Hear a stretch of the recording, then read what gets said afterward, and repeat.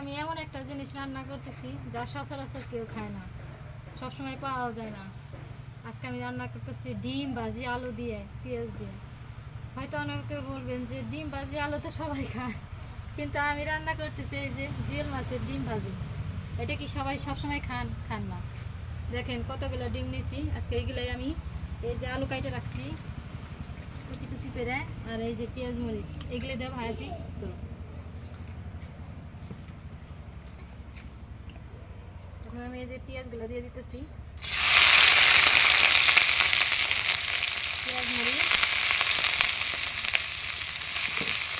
আর আমি তো এমনিতেই সরিষার তেল খাই, জানেনি।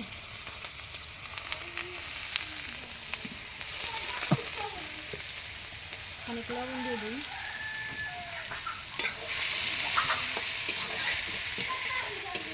তারপরে দিয়ে দিব এই যে আলু ভাজি আর পেঁয়াজটা একটু ভাজা ভাজা লাগবে, তারপর আমি ডিমগুলো দিয়ে দিই। আলু আর পেঁয়াজের জন্য একসাথে দিয়ে দিতেছি। দেখেন আলু কত ঝুড়ি করে কাটছি।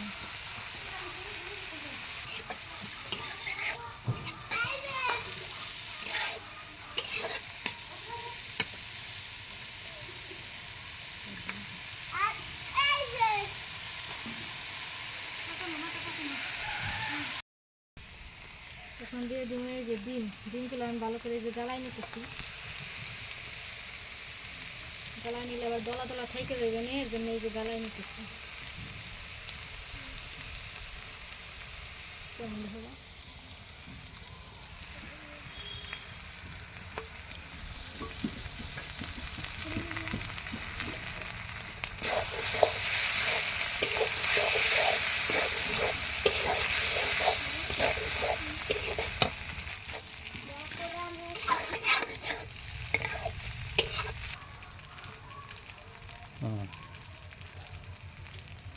যদি হালকা পরিমাণ হলুদের ফাঁকি।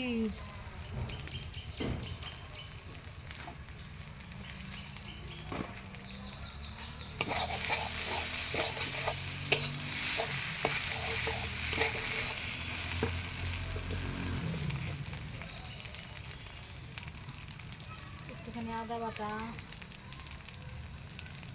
একটুখানি রসুন বাটা,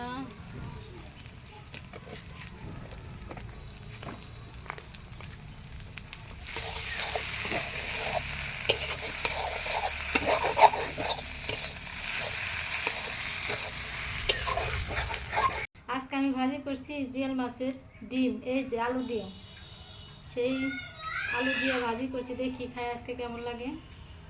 বিসমিল্লাহ। খেয়ে মজা। কে কে খাইছেন জিয়াল মাছের ডিম আলুতে ভাজি? কমেন্টে জানাবেন।